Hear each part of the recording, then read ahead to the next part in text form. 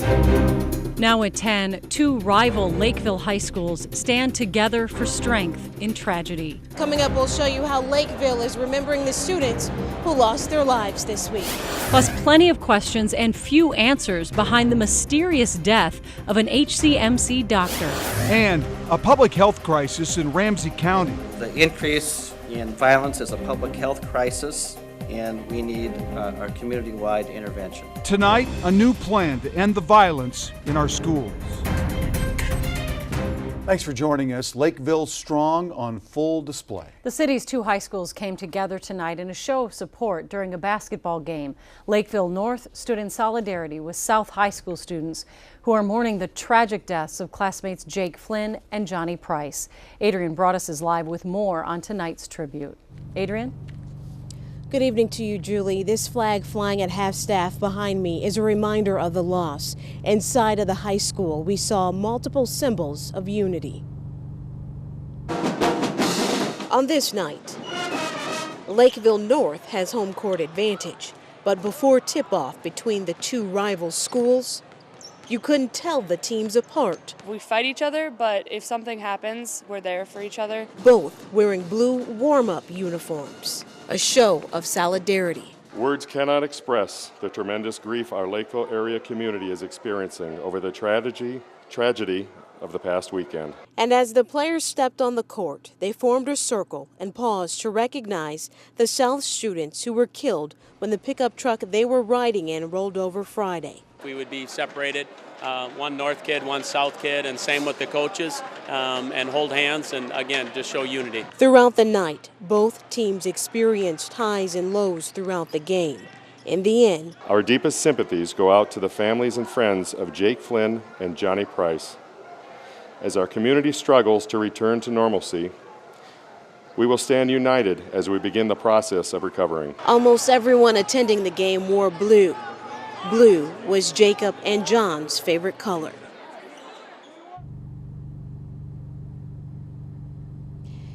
And I spoke with the Dean of Students tonight. He's been with the district for 18 years. He told me he saw something he's never witnessed in his 18 years on this rivalry night.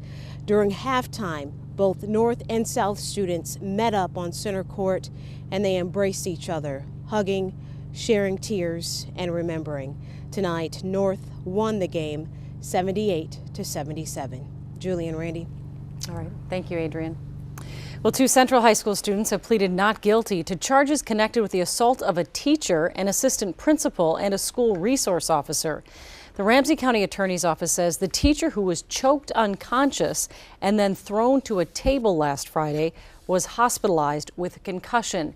New tonight, we're learning the St. Paul Teachers Union has filed a petition for state mediation following the most recent case of violence. The step is required by law to trigger the teacher's right to strike. The district now has 30 days to respond to teachers' requests to change the school climate.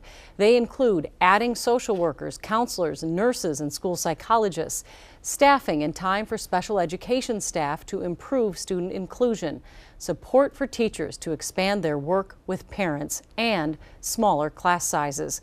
The union president tells KARE 11 outrage over the violence has reached a boiling point. The frustration centers around a nearly 50% increase in violence from last year between Ramsey County students and educators. It is so alarming, County Attorney John Choi announced the creation of a community task force to fight the problem. Just the picture in and of itself of kids in school who are assaulting teachers, that's a path that we cannot go down as a community, and we need to fight like mad to make sure that we reverse that. County Attorney Choi says the problems are not confined only to St. Paul. He says 50% of these increase in cases took place in the county's suburbs. Well, the U Athletic Department is off the hook for sexual harassment problems, according to an investigation released today. The Board of Regents heard from an outside law firm which was hired to audit Gopher Athletics in the wake of the sexual harassment departure of Norwood Teague. He resigned in August after complaints surfaced about the former athletic director sexually harassing two female department members at a school function. There's damage, no doubt about it. But we are in the process of repairing that damage, being held accountable We're not trying to excuse anything or sweep anything under the rug. Full transparency about Department of Athletics. A separate audit of athletics finances found issues with $287,000 in questionable expenses. U President Eric KARE promised to take action on the report's findings. Questions remain over the death of a prominent Twin Cities physician tonight. Police found Dr. Chris Robert dead along I-94 near Loring Park over the weekend. Jay Olstead joins us now with more on how his loved ones are reacting to his death. Jay? Yeah, Julie and Randy, shocking is just one word I've been hearing a lot today. And while we still don't know how Robert died, one of his close friends tells me this is a devastating loss. I have no idea how that happened. The mysterious circumstances surrounding the discovery of Dr. Chris Robert along I-94 over the weekend still haunts neighbors who live nearby. Seeing the cops around, we want to find out what's going on. But the real anguish is reserved for his family and friends. It's a shocker and it's a huge loss. Dr. Greg Simmelgore has known Robert for about 15 years. They met when they were medical residents in Minneapolis. By phone tonight, he told me Robert was in good spirits just a couple weeks ago when he had dinner with him. Huge loss for the anesthesia community, for the medical community, and for me personally. The 50-year-old physician was the chief of anesthesiology at HCMC. Simmelgore calls him a mentor, a big brother figure in his life. At first, I couldn't even believe it that happened, and that was shocking to me. Investigators with the Minneapolis Police Department aren't saying much about their investigation, including how he may have ended up along the interstate. But according to a State Patrol report online, the quote incident was determined to have occurred on city streets. His family says he was walking to his downtown condo after a work-related Christmas party when hours later his body was discovered, altering the lives of so many. We still don't know all the circumstances of his death, but it was a real shocker. Yeah, today, meantime, the medical examiner described Robert's death as undetermined, at least at this point. And meantime, his wife describes him as a wonderful father and husband who leaves behind a son and daughter, 18-year-old son, 11-year-old daughter. If you have any information about this case, you're asked to call the Minneapolis Police Department. Guys. Wow. Thank you, Jay. Well, for the first time since their arrest, authorities are releasing the mugshots for 4 men charged with a shooting outside Minneapolis's 4th Police Precinct. The 4 men are accused of taking part in the shooting that injured 5 protesters last month. 2 of the 4 have paid bonds and have been released from jail. Today, some of those shooting victims came forward saying they are still recovering and getting treatment for their injuries. They appeared with the NAACP leaders outside the 4th Precinct today as they called for police to remove the fencing from around the building. Officers later opened up sidewalk access by removing some of the barricades. A police officer shot and killed Jamar Clark last month after investigators say he was interfering with paramedics trying to help an assault victim. Now a Minnesota lawmaker says he'll introduce a bill to increase penalties for interfering with emergency medical workers. State Rep Pat Garofalo says he'll introduce what he calls the Public Safety Personnel Protection Act in next year's session. Garofalo says crews shouldn't have to fear for their safety while responding to an emergency. Still ahead at 10, water skiing in December. You better believe it. This video has thousands of our viewers talking. 2 girls took a spin on Balsam Lake today. It's warm enough now, I guess, but there is a big change just ahead. Right, Belle? That's right, Julie. It looks like winter might arrive again by the time we get to the latter portion of the weekend. Tonight we'll have some fog around. Tomorrow we'll see some sunshine. And then we have a little bit of light rain once again moving in on Friday. Here's your bus stop forecast for your night tonight. And as you head out tomorrow morning, we will start out the morning at 34. We'll top it out at 45 with some sunshine. I'll be back to talk about the weekend and that potential snowstorm on Sunday in just a few minutes. The University of Minnesota honors its athletic legends. She's right there. One from the 1940s, still here. To our greatest gopher. 70 years on the job. You're next, kid. Next, in the land of 10,000 stories.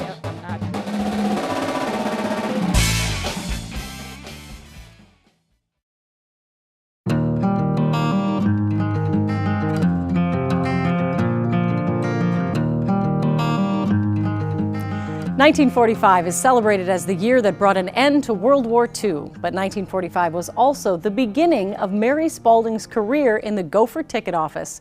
70 years later, she's still at it. Boyd Huppert introduces us to the legend with attitude in tonight's Land of 10,000 Stories. The University of Minnesota names buildings after athletic legends. 1946. But one of them, She's right there. Hello, Marco. still works in one. Thank you. It's just a great Minnesota story. Versus Maryland. Athletic ticket sales. That's where Mary Spalding started. Only they're on a computer and just moving their fingers. And we had a letter opener opening up each piece of mail. That was 70 years ago. She'll be telling a story. She goes, well, so then I told John Mariucci, you know, we got to change this up. We can sell some more tickets. And you just kind of go, you Mariucci, okay, yeah, okay, good. 7 decades later. Good. She's still getting hugs. Did you sign my card? From head hockey coaches. To our greatest gopher. Oh, how true. Huh? How true. Mary didn't come up with that little brown jug. Don't drop it. But she knew the guy who did. Oscar Munson had it. When Minnesota won it back from Michigan last year, she made a beeline for Coach Kill. He said, because we don't now hardly ever have this, so I thought I better get over here before I die. Oh. She'll kind of tell you how it is and what she really thinks. Damn, I'm good. Mary's image is plastered on more ticket office walls than Goldie Gophers. Never sell a single seat, never delete a donation, and never cheer for Wisconsin are Mary's big three. Oh, look at that. Her ticket office co-workers set up a Facebook page for dispensing her wisdom. What am I going to do for Halloween? Like her trick-or-treat greeting. It was basically to take her dentures out and scare the children. I'm not a sweet old lady. So she says. You're next, kid. But no one in the ticket office gives a better cane massage. Solicited or not. What about you? Oh, yeah, that's the sweet spot. Mary retired from this 20 years ago. The university wished her well. I don't know that she's missed a week. Yeah, she just went from being a full-time employee to being a part-time employee. Happy birthday to you, Mary Spalding. Every good workplace has tradition. Happy birthday. At the ticket office, it's an off-key birthday serenade. Way to go, Tato. This is Mary's 88th. Oh, I don't know what I'd do without a ticket office celebration. Maybe someday they will put Mary Spalding Aren't I beautiful? on one of those buildings. But for now, the best place for Mary is inside one. I had a beautiful day today. Boyd Huppert, KARE 11 News. You guys didn't know it was my birthday, did you? Minneapolis. Mary claims she is not a sweet old lady, but listen to this. Mary takes all the money she makes from her part-time work at the U of M to pay for treats and lunches for her coworkers. Belle, that's going to be you and me. Come on. No, well, what, here? With our mugs. Somewhere? That say, I'm good. Did you hear everyone laughing from the control room when you said here? Anyway. They'll let us come wonderful back. Story. Wonderful story. We love it. 88. Wow.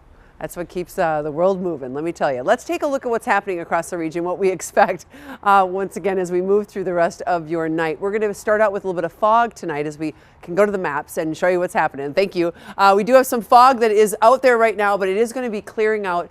We do anticipate in the morning there could still be a little bit of fog left over along the eastern edge of the state and also in western Minnesota. All of that rain now gone. What a dreary day after a beautiful sunrise this morning. A lot of folks shared their sunrise on our Facebook page, and we do appreciate it. We had quite a gallery going. We topped out at 42 today. The normal high, 29. Kind of silly for us to even mention this anymore because we are so far off that normal, but potentially winter will return in the latter portion of the weekend. 50 was the record, so we're not breaking records, but by far this stretch is going to be remarkable. Probably 8 days in a row when it's all said and done in the 40s. When it comes to temperatures across the region, we're in the upper 30s right now, 38 in the Twin Cities and 31 up north. And as you can see, things are quiet tonight, and we'll have a little break tomorrow, so that is great news. And then this system will move in for Thursday. So we have a little bit of light rain expected Thursday and a break in the cloud deck tomorrow. So we'll see some sunshine, but the storm on Thursday will stay further to the north, and you can see that. So we'll get a little bit of light rain in the metro in the morning. Then we should see the sunshine return Thursday afternoon. In northern Minnesota, some light rain and then eventually some snow for Thursday night. So what happens this weekend? Well, a big trough of low pressure will dig itself out to the west, and that will really gear us up for the potential that if a storm moves in, it will get enough moisture, it'll be cold enough that we're talking about some snow on Sunday. A lot of the models are agreeing with this. A couple of them are still kind of pushing it here and there, so we'll continue watching this. But we're talking about Saturday night. By Saturday night, big low pressure center down in Missouri. See what happens here. This low moves right up to the north, and it moves right into southern Wisconsin. And when it does that, it usually means we get quite a bit of snow. In fact, the biggest storms that we get here in the Midwest and in the Twin Cities in particular are storms that come from the Oklahoma Panhandle and move straight over La Crosse. This one is a little further to the east, moving across Madison. But this is all snow, folks. This is all cold enough that this is snow during the day on Sunday. So potentially plowable snow on Sunday.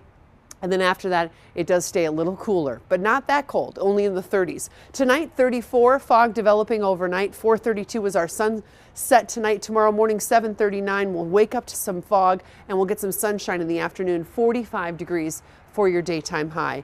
And then for Thursday, we have that morning shower and then some sunshine returning. So 2 breaks in the cloud deck, both tomorrow afternoon and also Thursday afternoon. Then Friday, the clouds roll right back in again. It's still mild, 42. And then Saturday, it's cloudy all day. Saturday night is when that potential system moves in. Again, we'll continue watching it. We'll let you know if we anticipate plowable snow, and we will keep you updated. Temperatures do cool into the 30s. We have a nice quick break on Monday, and then we have snow actually returning on Tuesday.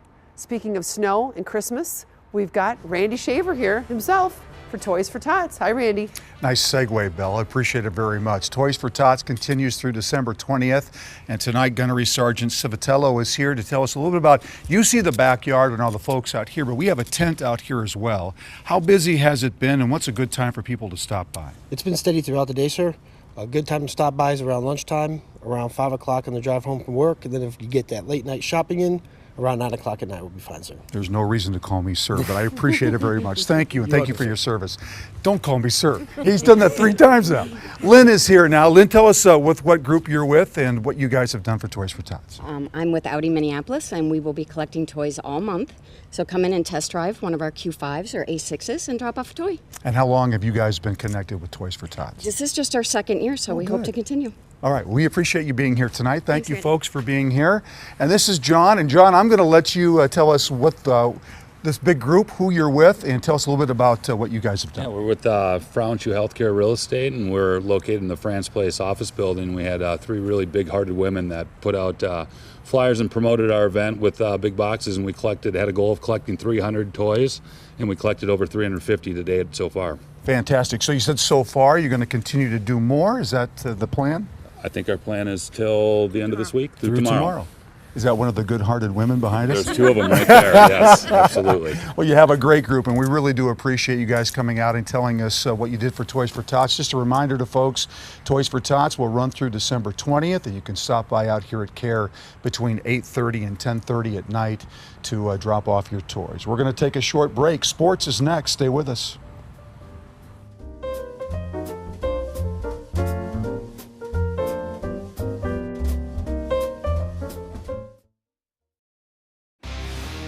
KARE 11 Sports from the Mayo Clinic Sports Medicine Sports Desk. I'm thinking if we take deep breaths, don't dwell on it too long, we can get through this together. Gopher men's basketball beat again tonight. Not a good game for Richard Pitino's squad. The Jackrabbits of South Dakota State come out on fire, shooting 51% from the floor in the first half, including 8 3-pointers. Jake Biddle puts up a game-high 25 points.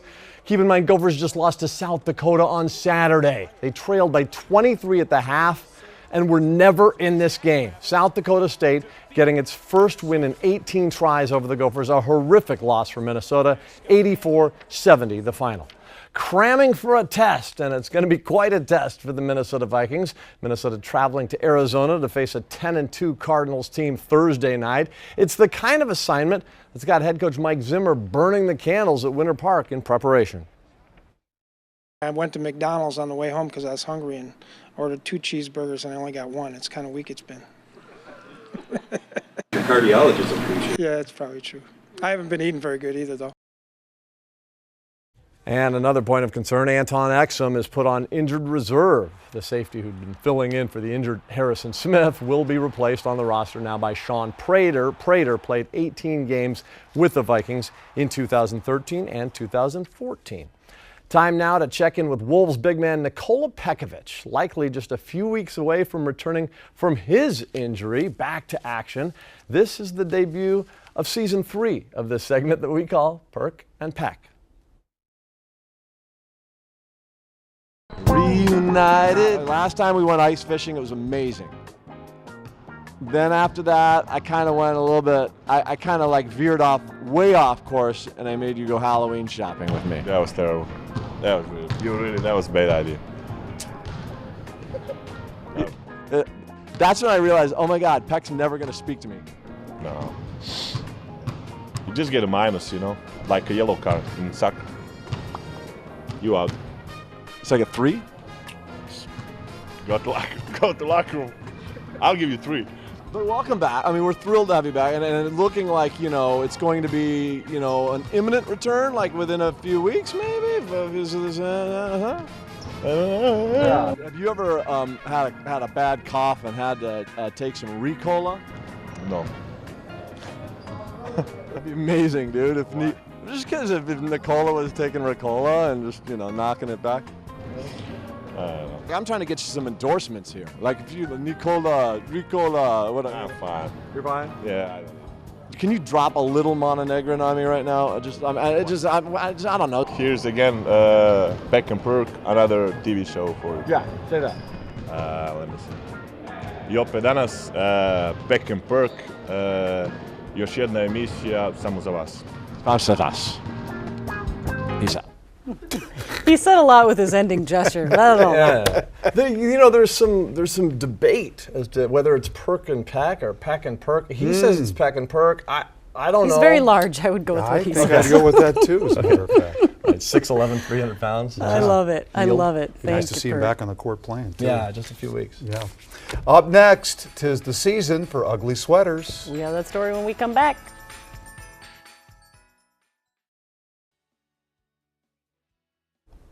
Before we go, a student-run organization at Hopkins High School found a new use for all the ugly Christmas sweaters out there. Hope Cares hosted a benefit tonight dressed in their ugliest festive wear. That's a good one. About 50 people came together to collect toys for the Toys for Tots drive. They also raised money and gathered donations for the local food shelf. Students say their main goal was to help families in need this holiday season, but certainly we do enjoy those sweaters. Yes, and thanks for all your donations to Toys for Tots. Good cause tonight. Very nice. We appreciate it very much. Thanks for watching. We'll see you tomorrow, sunrise at 4:30.